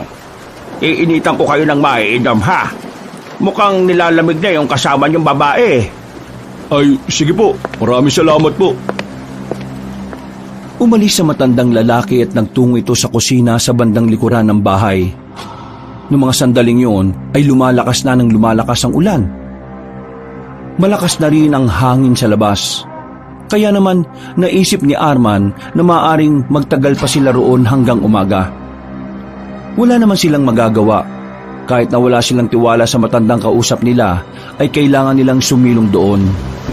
Sargento, eto tanong lang Anong order sa inyo ni Major Galang? Patayin kami? Wala siyang ilalabas na info sa atin. Huwag na tayong umasa. Ang alam ng mga taga Maynila, si Commander Teves ang may pakana ng terorismo sa Isabela. Kaya siya hinuli nung nakita siyang nagpoprotesta. Ngayon, lahat ng may koneksyon kay Commander Teves, pinapadakip sa amin. Kabilang na dito yung kapatid niya, si Commander Ligaya. Siya ang top priority namin. Kailangan namin siya makuha ng buhay. Pero wala kaming koneksyon sa terorismo. Mga pangkaraniwang rebelde lang kami na nakikipaglaban para sa karapatan ng mga kagaya naming probinsyano. At nakikipaglaban sa katiwalian ng mga taga Maynila. Alam ko, naiintindihan ko kayo at naniniwala ako sa inyo. Sus, kunwari naniniwala pero hindi naman. Bago ako madistino rito, nakausap ko si Commander Teves nang ilipat siya ng piitan. Sinabi niya sa akin ang lahat. At naniwala ka kay Commander Teves kahit pinaghihinalaan siyang utak ng karahasan? Ikaw na sundalo na may maayos na ranggo? Naniwala agad sa isang taong kinulong dahil sa maling paratang? Oo, naniwala ko. Dahil si Commander Tebes ay dating kaibigan ng lolo ko. Magkakilala si Commander Tebes at ang lolo mo? Kalokohan. Paano naman magkakaroon ng kaibigan si Commander Tebes na isang sundalo? Alam niyo naman siguro na dating sundalo rin si Commander Tebes, di ba? Bago siya ma-discharge sa serbisyo. Marami silang napagdaanan noon sa Visayas. Nawalan lang sila ng koneksyon sa isa't isa nung matanggal si Commander Tebes sa serbisyo. Man, mukhang yung lolo nga niya siguro yung sinasabi ni Commander Tebes noon na bukod tagi sa lahat ng sundalo. O sige, anong alias ng lolo mo? Alias Tiger. Eh di siya nga. Totoo mga sinasabi niya. Sapat na bang dahilan yun para pagkatiwalaan niyo na ako? Napabuntong hininga na lamang si Arman. Habang tumatagal, nawawala na ang inis niya sa sarhento. Aminado rin naman siya na kahit papaano ay nakakatulong sa kanila si Sargento Valdez. Mga ilang sandali lang, bumalik na rin ang matandang lalaki. Daladala na nito ang 4 na baso ng kape. May kasama pang kamoting kahoy. Nako, nakalimutan ko magpakilala. Ako nga pala si Roberto. Mang Roberto na lang ang itawag niyo sa akin, ha? Mariposa naman ang pangalan ko. Ito naman si Arman at Epi. Ito, si Sargento Valdez. O siya, sige na. Tikman nyo na yung kape na ito para mainitan na yung sikmura din nyo. Maganda yan ngayon kasi mas lalo pang lumalakas ang ulan eh. Maraming salamat sa pagtanggap niyo sa amin. Pero wala ka bang ibang kasama dito, Manong? Kasama? Eh, meron. Pero wala sila ngayon dito eh. Sa susunod na linggo pa ang balik. Nagbakasyon sila sa bayan eh. Eh, bakit ba? Wala naman. Nabahala lang kasi ako kasi mag-isa lang kayo rito. Eh, may mga aswang pa naman gumagala sa gubat. Eh, hindi nyo kailangan mabahala. Kayang-kaya ko naman ang sarili ko eh. Intindihin nyo mga sarili ninyo. Kasi kayo mga bata pa. Marami pa kayong dapat gawin sa mundo. Magsasalita pa sana si Arman nang bigla na lamang siyang nakaramdam ng pagkahilo. Pagtingin niya sa mga kasama niya ay umiikot na yon sa paningin niya. Natapon na ang kape na dugo sa lapag. Wisit, nasan ba tayo? Bakit parang amoy bulok dito? Tingin ko nasa kusina tayo ng mga aswang. Tingnan niyo mga nasa garapon, oh. Nanlaki ang kanilang mga mata nang mapagtantong ulo ng mga taong nakalagay doon. Masuka-suka si Mariposa sa kanilang nakita. Maging si Sargento Valdez ay hindi rin makapaniwala na nasa ganung uri sila ng lugar. Visit na matandang yun, ah. Naloko tayo. Sabi ko na nga, be. Kaya unang tingin ko pa lang hindi na maganda ang pakiramdam ko sa kanya eh. Kasi tingnan mo, ilang beses siyang nakakita ng aswang pero palagi siyang nakakaligtas. Walang yang kwento yan. Pambata. Makakatakas din tayo dito. Kailangan lang natin tsumempo. Paano nga tayo makakatakas dito? Kasalanan mo to eh. Kung hindi sana tayo nakisilong doon, di sana wala tayo dito. Puro ka naman paninisi. Wala ka namang maibigay na magandang solusyon kanina eh. Huwag ka kasing bida-bida. Hindi mo kami tauhan, no? Hindi ako nagbibida-bida. Mukha kasing wala kayong balak mag-isip ng paraan kung paano tayo makakatakas sa mga aswang eh. Tumigil na nga kayo. Nakagapos na nga tayo dito. Ganyan pa rin kayong dalawa. Para naman kayong mga bata eh. Huwag nyo na sayangin ang lakas nyo sa pakikipagtalo. Ilaan nyo na lang yan para mamaya. Kailangan natin gumamit ng puwersa dahil wala na tayong mga armas eh. Ganito ang gagawin natin. Kapag kinuha nila tayo, papalagan na natin. Wala na tayong magagawa kundi sumugal. Kung hindi tayo susugal baka mailuto tayo dyan. Paano nga tayo papalag kung nakagapos sa mga kamay natin? Bakit? Wala ka ba mga paa? O baka nakaasa ka lang sa kamay mo? Hindi ka ba naturuan gumamit ng paa sa pagsusundalo ninyo? Lahat ng pwedeng magamit natin, gagamitin natin para lang makatakas. Ayoko mamatay dito. Kailangan ko pa makita muli si Commander Tebes. Huminga na lamang ng malalim si Arman. Hindi nagtagal, may dumating na 2 lalaki. Sa pilitan nilang hinilang babaeng si Mariposa. Nang makakuha ng pagkakataon si Sargento Valdez, ay bigla itong tumayo. Sinipa niya sa pagitan ng hita ang isang lalaki. Nang namiminipit na yun sa sakit, ay sa kasinipa ni Sargento Valdez sa muka gamit ang matigas nitong bota. Agad itong nawala ng malay. Samantalang ang isang aswang naman ay nagawang patirin ni Arman. Tumama ang mukha ng aswang sa kanto ng lamesa kaya agad namang itong bumulagta. Ayun, yung kutsilyo! Abutin mo! Sandali lang, wait! Ang layo eh! Ang iksi kasi ng binti mo eh. Ako na! Gamit ang kaliwang paa ay naabot ni Sargento Valdez ang kutsilyo na nahulog mula sa dalawang aswang.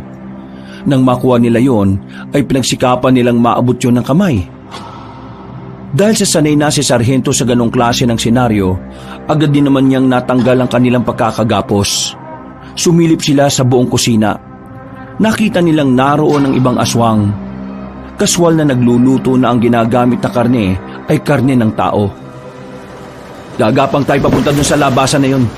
Walang papalpak ha, kasi mamamatay tayong lahat kapag nagkataon. Lalo ka na, Epi. Maayos ka ha. Uy, bakit ako? Manahimik ka na nga. Sinimulan nilang gumapang. Malalaki at mahahaba naman ang mga bakal na lamesang naroon.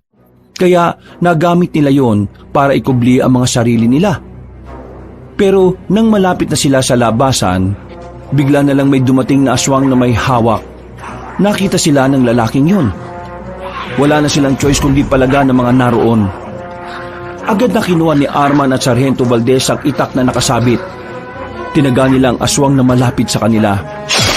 Habang ang ibang aswang naman na naroon ay agad na ring nagpalit ng anyo. Walang ya! 8 yan! 4 lang tayo! Paano na? Huwag kang anduwag! Kakayanin natin yan! Biglang umatake ang mga aswang. Agad namang humarap si Arman at Sargento. Silang dalawa lang kasi ang merong hawak na sandata sa mga sandaling yon. Sa tuwing tatangkain ng mga aswang na lumapit sa kanila, ay winawasiwas nila ng malakas ang hawak nilang itak. Abante! Papuntang labasan! Dali! Inunti-unti nilang marating ang pintuan. Pero biglang may humarang doon na isang aswang. Hindi na nagsayang ng pagkakataon si Sargento Valdez. Tumakbo siya papalapit doon at saka hinataw na malakas sa liig ang aswang na yon. Nang makalabas na sila ng gusaling yon, kagubatan ang bumungad sa kanila. Saka lamang nila napagtanto na nakatirik pala yon sa liblib na lugar. Bilisan mo, Epi! Babagal-bagal ka naman eh! Teka, sandali lang naman! Masakit na yung paa ko eh! Pambihira ka naman talaga oh! Mas binilisan pa nila ang kanilang takbo. Kahit na hindi nila alam kung saan ang tamang direksyon, hindi sila tumigil sa kakatakbo, matakasan lamang ang mga halimaw na humahabol sa kanila. Humarang yun sa daraanan nila kaya wala silang ibang magawa kundi ang pumasok muli sa gusali. Sinarado nila ang pintuan at tinarangan pa ng bakal na lamesa. Sinarado rin nila ang mga bintana para matiyak na wala makakapasok na aswang. Dito na muna tayo. Delikado sa labas. Na-check ko na. Wala na mga aswang dito. Wala na nga mga aswang dito. Pero kasama naman natin eh, yung mga pira-pirasong katawan ng mga tao. Nakakaso ka. Sikmurain mo na lang. Wala naman tayong ibang choice eh. Kung nasa labas tayo, madali tayong mamamatay. Kung dito, kahit na papaano eh, ligtas naman tayo. Ang problema nito, paano kung mas dumami na sila sa labas? Eh di wala na tayong tsansa na makalabas pa rito. Kung may mga baril lang sana tayo, ubos yung mga yan eh. Napabuntong hininga na lamang si Arman. Habang naririnig nilang kinakalabog ng mga aswang ang bakal na pintuan. Nagawa na rin nilang maging kalmado. Hindi na lang nila pinansin ang amoy, pati na rin ang nakikita nilang nakalatag lang sa mahabang lamesa. Hindi pa rin ako makapaniwala na nasa ganitong sitwasyon tayo. Lintik ng mga aswang yan. Kahit din naman kami, nabigla rin. Ang tagal na kasi namin gumagala-gala sa mga kagubatan. Pero ngayon lang namin ito naranasan eh. Hindi rin ako naniniwala sa mga aswang noon. Hanggang sa ako na mismo nakakakita. Sabi ko naman kasi sa iyo noon, di ba? Totoo mga aswang. Alam kong hindi kasama sa mga misyon natin itong mga aswang na to. Pero tingin ko, kailangan din natin silang ubusin. Malaking sagabal sila sa mga gusto nating gawin eh. Dahil nag-ahari sila sa kagubatan. Yung matandang si Mang Ruperto, pasasabugin ko ulo nun kapag nakita ko siya ulit. Hindi ko matanggap na nagawa niya tayong lokohin. Ang sabi nga nila, ang pinakamagaling daw na sinungaling mga taong masyadong nagmamalasakit. Sino naman ang nagsabi niyan? Sila, di ko alam. Imbento. Pero seryoso, makakalabas pa ba tayo dito? Mahirap sagutin ang tanong na yan sa ngayon. Pero hintayin na lang natin sumikat ang araw. Ilang oras na lang naman. Baka mamayang umaga magkaroon ng himala at makatakas tayo dito. Baka sa mukha nilang apat ang pagod, takot at pangamba. Napasandal na lang sila sa dingding habang nakaupo. Nakikinig lang sila sa mga aswang na nagpupumilit makapasok sa kusinang yon. Sarento, kasama niyo ba si Major Galang kanina? Oo, babalik na siya at aalis na ako sa duty. Pero dahil sa pananambang nyo, hindi ko alam kung ano nang mangyayari.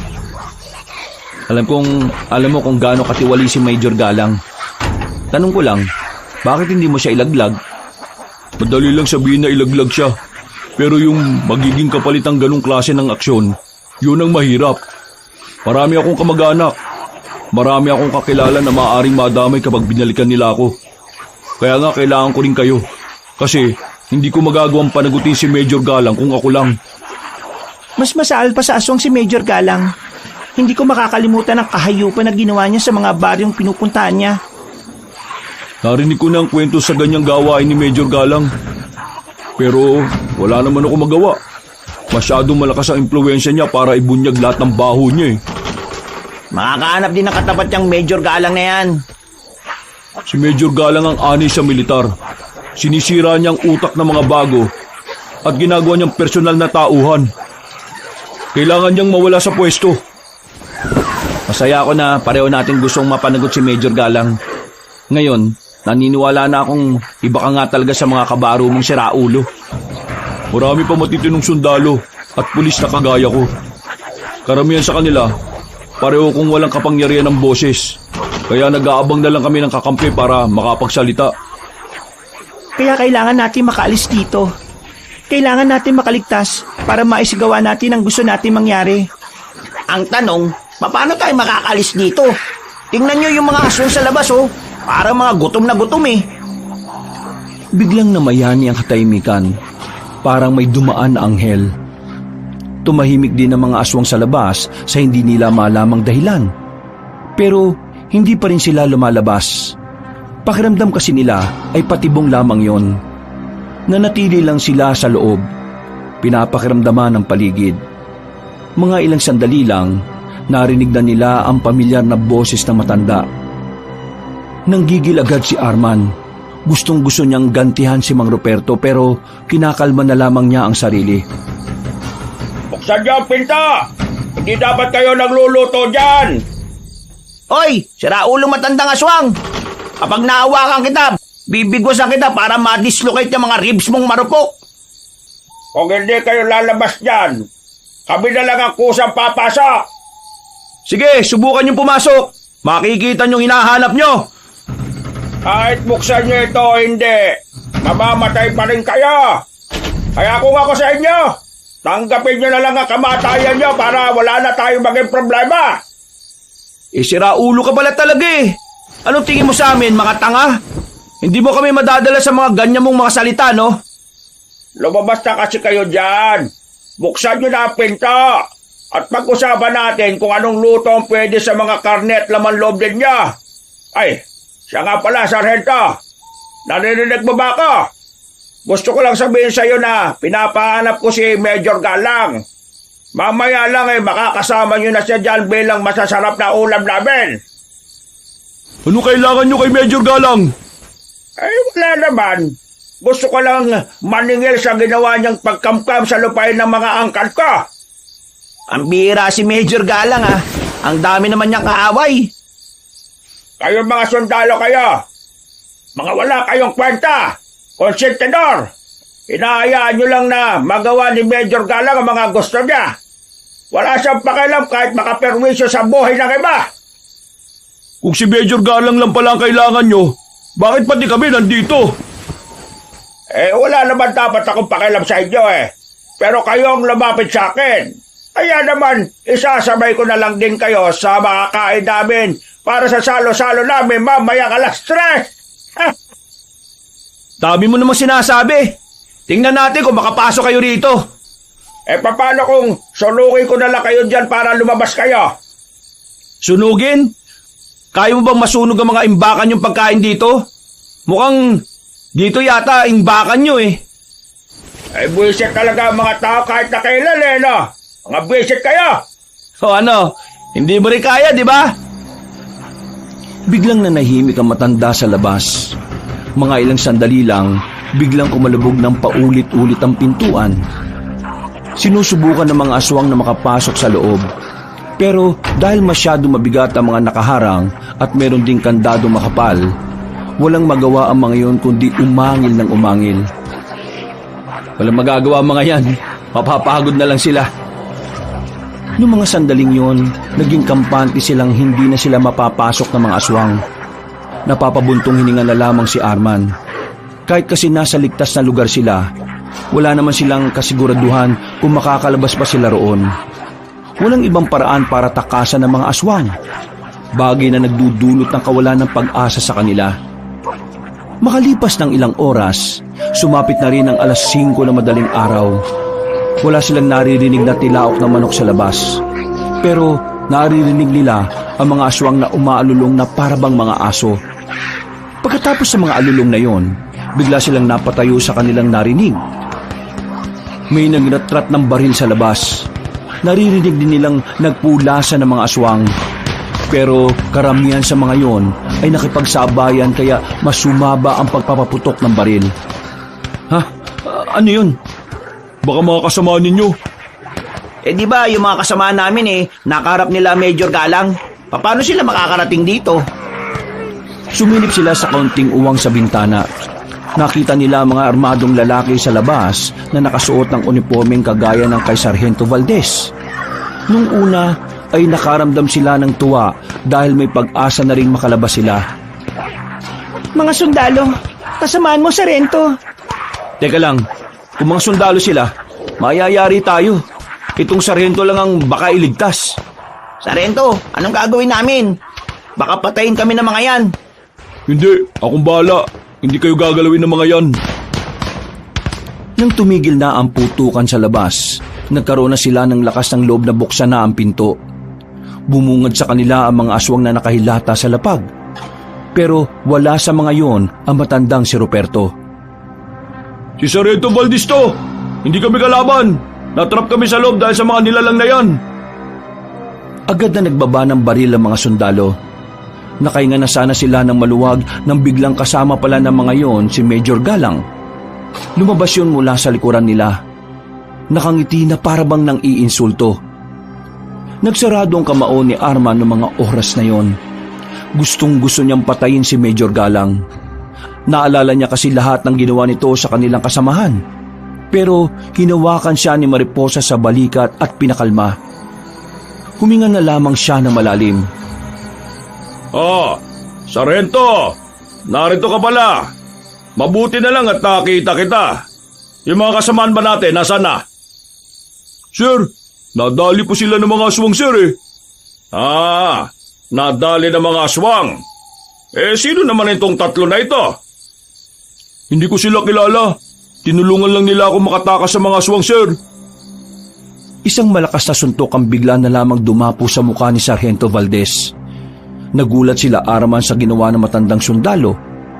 Hindi pa nakontento si Major Galang, hinawakan nito si Sargento sa kwelyo saka sinampal ng malakas. Sa puntong ito ay nakaramdam na rin siya ng pagkahilo. Akala mo ba wala akong alam?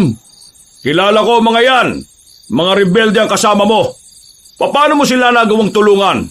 Kaya nga tayo nasa kagubatan para tugisin ang mga kagaya nila.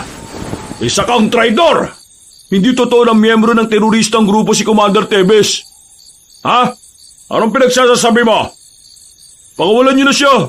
Yun lang naman ang pinaglalaban ng mga rebeldeng kasama ko Hindi sila pumapas lang ng mga inosenteng tao. Kaya manahimik ka! Tinrider mo ang tungkulin mo! Isa na namang malakas sa suntok sa sikmura ang ginawa ni Major Galang kay Sargento Valdez. Major Galang, iba sila sa iniisip mo. Hindi silang nagsisimula ng daas. Hindi sila gaya ng mga rebelding inuugnay nyo sa mga terorista. Kaya pakawalan mo na sana kung ano man ang hinihiling nila. Kasi yun lang naman ang dahilan kung bakit sila naging rebelde. Illegal niyong kinuha ang commander nila kahit na wala namang masamang ginagawa. Ha! Pagito ka, Sargento. Wala ka talagang alam sa mga ganitong bagay. Bukod sa taksil ka, isa ka rin malaking kahihiyan. Wala ka ng halaga sa akin ngayon. Major, anong ibig nitong sabihin? Marami kang nalalaman sa mga sikreto ko. Akala mo ba hindi ko nadiskubre yon? Kaya naman itutumba na lang kita. Total, wala ka naman ng silbi sa akin. Sumama ka na sa impyerno. Magsama-sama na kayo. Sandali lang, Major. Wag naman ganito.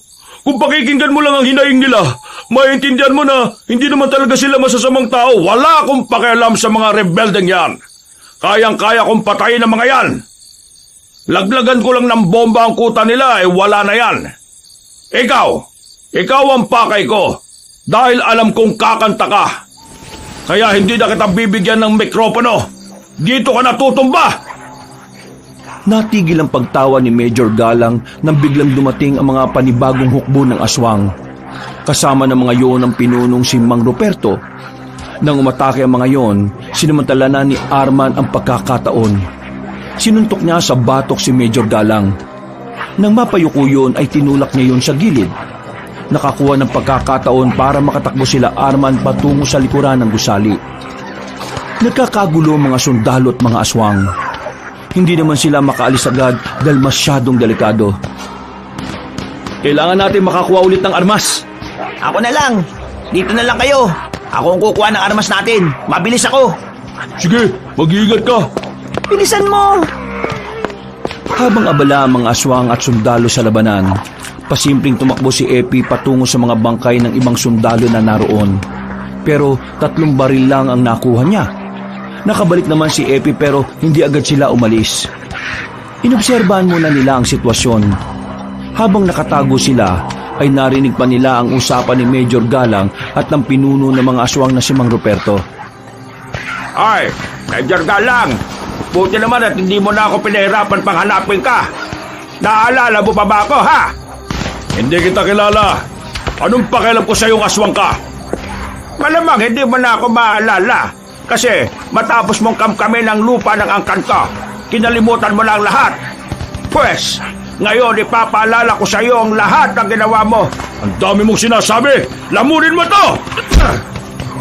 Arman, paano kapag namatay si Major Galang? Paano na natin may lalabas si Commander Tebes? Kailangan nating mailayo si Major Galang. Kailangan natin siyang makuha ng buhay. Hindi na. Mas malalagay sa alanganin ng buhay natin kapag ginawa natin yon. Naiba ka na ba? Kaya nga tayo narito para kunin si Major Galang eh. Kasi siya lang ang makakapagpatunay na walang kasalanan si Commander Tebes. Hindi nyo na kailangan si Major. Tutulungan ko kayo. Titistigo ko kung kinakailangan. Sa ngayon, ang isipin na lang natin kung paano tayo makakaalis dito. Muli silang napalingon sa mga nagkakagulo. Kapansin-pansin na nadedehado na ang mga sundalo habang tumatagal. Pero hindi pa rin nila magawang makaalis. Kaya naghintay pa sila ng ilang minuto. Nang marinig nilang sumigaw ng malakas si Major Galang, napalingon sila ulit doon. Nakita na lang nilang nasa ibabaw na si Mang Roberto. Kinakalmot-kalmot ang matandang sundalo. Walang kalaban-laban si Major Galang. Noong mga sandaling yon, batid nilang yun na rin ang katapusan ng buhay ng sundalong punong-puno ng kasamaan sa katawan. Move! Move! Move! Kailangan na natin makalis dito, dali! Abang-abala pa silang lahat! Maingat silang naglakad paalis. Walang kamalay-malay ang mga aswang. Pero kahit na medyo nakalayo na rin sila, ay hindi nila magawang makampante. Hanggat liblib ang lugar na kanilang kinalalagyan, pakiramdam nila, anumang oras ay masusundan sila ng mga nilalang. Teka lang. Yung pao, sobrang sakit na. Lintik naman oh. Ano ba nangyari dyan? Nang tingnan nila ang paa ni Epi, nakita nilang namamaga na ang sugat. nagkukulay ubi na rin dahil ilang beses na rin yung nalamog. Kaya mo pa bang maglakad? Oo, kaya ko pa naman. Pahinga lang ng konti. Kulay ubi ng paa mo. Pero hindi naman dumudugo. Kailangan makalabas ng dugo para kahit papano mawala ang pamamaga. Teka, Sargento, anong gagawin mo? Bubutasan ko lang ng konti yung maga para makalabas yung mga dugo. Ha? Ganyan ba tinuro sa army? Hindi. Pero huwag ka na makulit. Kailangan natin tong gawin.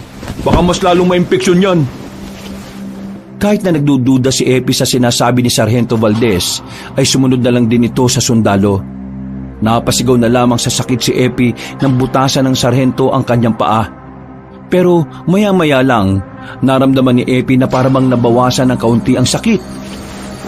Maraming salamat, Sargento, ha. Walang anuman. Saan na ba tayo ngayon? Diretsuin na lang natin to. Hindi naman natin to nadaan kanina. Kakagat na rin naman ang liwanag. Inalalayan na lang nila si Epi at saka nag-umpisa na rin maglakad-lakad. Hindi nagtagal, tuluyan na ngang nag-umaga. Dahil maliwanag na ang paligid, ay agad na rin naman nilang nakita ang kalsada. Nagmamadali silang tumungo roon sa pagbabaka sakaling may mapapadaan na sasakyan.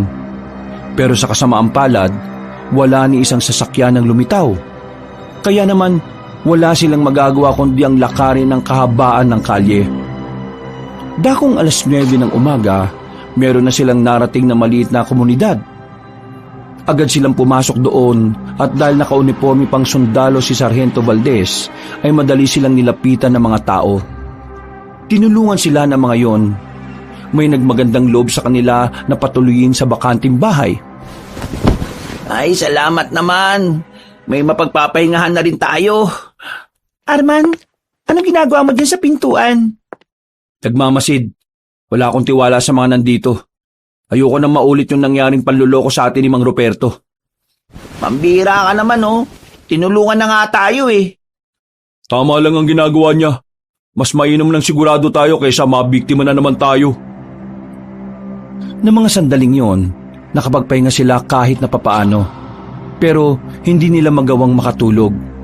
Parang kada 10 minuto kasi ang may darating na tao para kumustahin sila. Ang pagpapahingang yon ay inabot ng gabi. Alam naman na nila ang daan patungo sa sakayan. Pero hindi agad sila makaalis dahil biglang inapoy naman ng lagnat ang lalaking si Epi. Inasikaso na muna nila ang binata. Pero hindi nila inakala na ang pananatili pala nila roon ay mauuwi na naman sa panganib. Bandang 8:00 ng gabi, narinig na lamang nilang natataranta na ang mga tao sa labas. Pagsilip na mariposa, nagulat na lamang silang lahat nang makitang paparating na ang mga aswang. Pinanggungunahan yun na matandang si Ruperto, na sa mga sandaling yon, kulay itim na ang buong katawan. Ang buhok naman ito ay may kahabaan ng bukod tanging kulay puti. Nagtakbuhan ng mga tao at sinisigaw ang salitang gabunan. Base sa pagkakaunawa nila, ang gabunan ay isang uri ng aswang. Kaya ng mga sandaling yon, hindi na nagsayang ng oras sila Arman. Lumabas na rin sila ng bahay at niratrat ng bala ang mga nilalang. Hindi inaasahan ng mga aswang na may daladala silang baril kaya karamihan sa mga yon ay hindi na rin nakailag pa. Dahil sa kanilang kausayan sa paghawak ng baril, naubos na agad nila ang mga aswang. Pero isa lang ang hindi nila nakita noong mga sandaling yon. Nawawala si Mang Ruperto.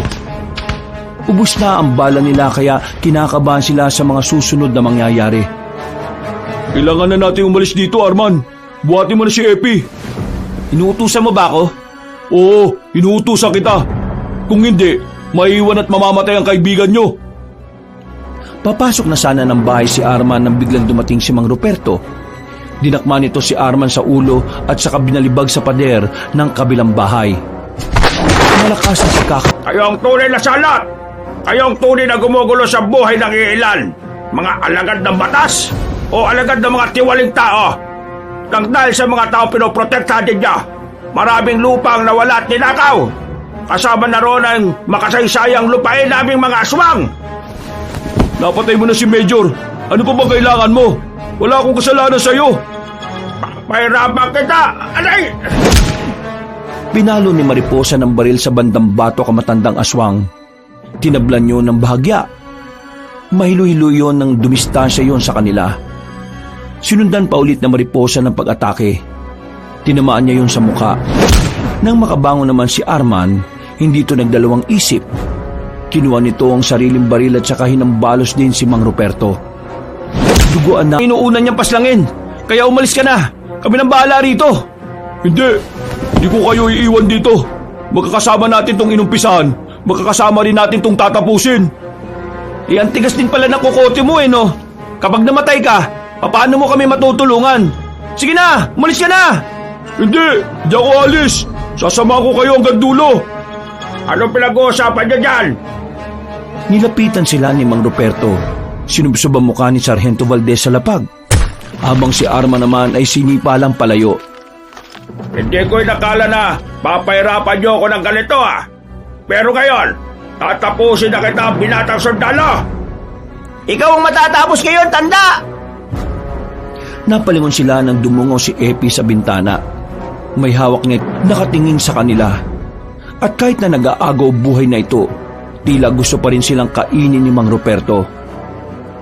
Kayo nabaw na siyempre, Commander Tebes. Napangiti na lamang si Commander Ligaya sa narinig nito. Nang matapos ang labanan, tinupad ni Sargento ang pangako nito kina Arman. Gumawa ito ng kasulatan para formal na ihain ang pagiging inosente ni Commander Tebes.